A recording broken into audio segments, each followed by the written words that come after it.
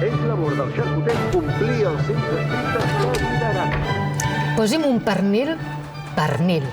La reincidència Pernil expressa l'anhel dels nostres clients per un producte natural sotmès al rigorós escrutini dels més avesats conèixer. A Noel som mestres xarcuters des de 1940 i Delícies és un pernil de matrícula, sense lactosa ni fosfats afegits. Obrin l'entrepà per la tercera llesca. Noel, xarcuteria de tota la vida.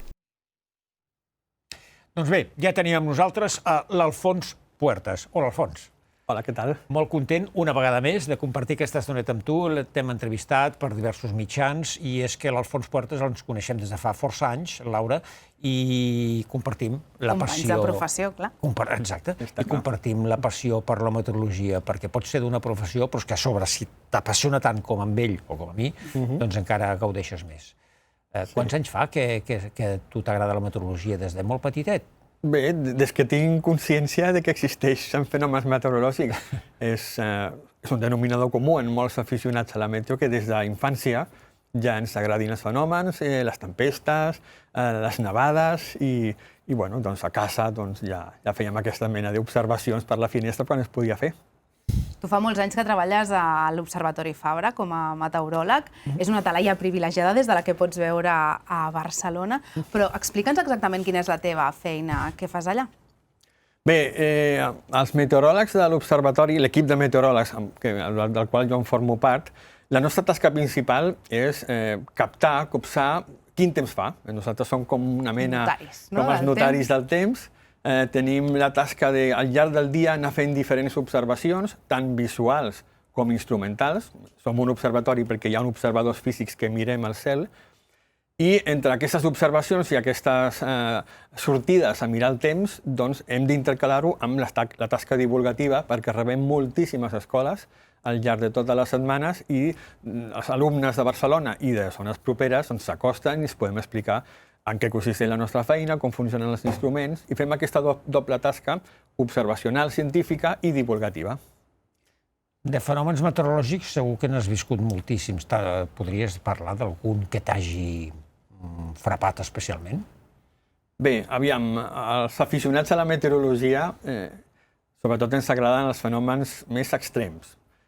No parlem de destrucció, parlem d'extrems, i bé, està clar que els tornados, les mànegues, els caps de fibló és un dels fenòmens que més ens atrau.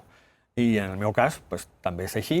Jo he tingut ocasió de veure uns quants des de l'Observatori Fabra, forma part de la nostra feina i tenim una talaia perfecta per veure, sobretot les que es formen davant la ciutat de Barcelona.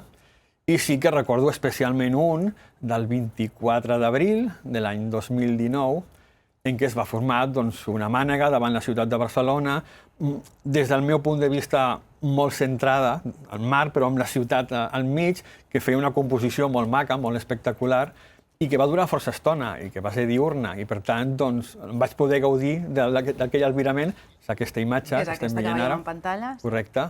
Durant força estona i com s'anava movent, com anava canviant de forma i d'amplada. Va ser un moment bastant màgic de la meva carrera professional. De fet, tu des del 2013 que penges a Twitter a moltes de les teves fotografies i, com dèiem, també les veiem en molts programes en els Espais del Temps, també en aquest programa, en el Nou Temps del Picó. Recordo una especialment, una d'una cascada de boira. Explica'ns una mica com vas fer aquesta fotografia i per què és tan especial. És aquesta que veiem en pantalla. Bé, aquesta fotografia és molt especial per mi perquè és la composició de dos fenòmens. És a dir, la cascada de boira és un fenomen que algun cop l'any tenim l'ocasió de veure des de l'observatori quan la boira vallesana vessa per la carena de Collserola i aleshores, si és molt densa, doncs té força recorregut carena avall. Però en aquesta ocasió, a més, va coincidir amb que el sol no només havia sortit, sinó que ja havia guanyat força altura a l'horitzó i va generar aquest fenomen de l'espectre de Broken, que és l'ombra de l'observatori projectada sobre la boira, amb la glòria, que és l'anella aquesta de color vermellós que envolta l'ombra de l'observatori, i per tant és una combinació de dos fenòmens en una única imatge. Per tant, també per mi personalment va ser un avistament gairebé màgic. Clar. Escolta'm una cosa, jo quan tenia 14 anys vaig anar per primera... em sembla que eren 14 anys, vaig anar per primera vegada a l'Observatori Fabra i vaig conèixer el senyor Campo. Ens pots dir alguna cosa de la família Campo i la relació amb l'Observatori Fabra, per sobre? Sí, tant. A veure, La família Campó eren els masovers de l'Observatori Fabra, és a dir, era la família que durant 80 anys vivia a l'Observatori i es dedicava al manteniment, la neteja, la col·laboració puntual amb els científics. Un dels membres de la família Campo sí que es va especialitzar en meteorologia, el fill gran del primer conserge, que es deia com el pare, Gabriel Campo, però en conjunt tota la família estava molt involucrada en la tasca diària de l'observatori, del manteniment i de la neteja, i fins i tot en el conreu dels horts que tenia l'observatori i en el manteniment dels animals que tenia l'Observatori Fabra, perquè aquesta família també tenia conills, gallines, cabres, en el mateix recinte de l'edifici. I escolta, el 1962, a la gran nevada del 25 de desembre, què li va passar a l'observatori? Va quedar bé? Va quedar algú incomunicat? L'observatori va quedar incomunicat. Va quedar incomunicat perquè els 80 centímetres de neu que es van mesurar allà, evidentment impossibilitaven qualsevol comunicació. Malgrat tot, no es van perdre les observacions, perquè qui en aquell moment feia les observacions era el fill gran del conserge, en Gabriel Campo Júnior. Ell pujava i baixava cada dia a Barcelona amb el funicular. No ho va poder fer en aquella jornada, però el seu germà, el Santiago Campo, que era en aquell moment el conserge, sabia què havia de fer per fer les observacions i els dies que van estar incomunicats va ser ell qui va fer un caminoi fins a arribar a les gàbies meteorològiques i poder fer les observacions in situ, directament. Tu sí que et vas quedar incomunicat a la nevada del març del 2010, no? I precisament a l'Observatori Fabra. Sí, i vas poder fer alguna foto, que també la tenim. Sí, jo em vaig quedar feliçment incomunicat. Correcte, està clar. Quants centímetres van caure? Crec recordar que al voltant de 20 centímetres, amb congestes molt diferenciades perquè va fer molt de vent. Aquí tenim com es va despertar, no, l'endemà? Això mateix, estava tota la part alta de la ciutat i tot que això era la vent blanca. Clar, jo el mateix dia 8 ja vaig decidir quedar-me a l'observatori, ja no vaig fer cap intent per sortir, ni de ficar-me a la carretera, ni de buscar problemes, sinó que em vaig quedar. A l'observatori tenim logística per quedar-nos a passar la nit, i aleshores ja vaig pensar que nevi tot el que vulgui, que jo ja estic aquí i ja ho gaudiré, i l'endemà, quan va sortir el sol, doncs la imatge era molt espectacular, com aquestes que s'estan reproduint, ja ho dic, amb zones molt ventades sense neu i en canvi amb altres zones amb congestes de gairebé 50 centímetres, però acumulades pel vent.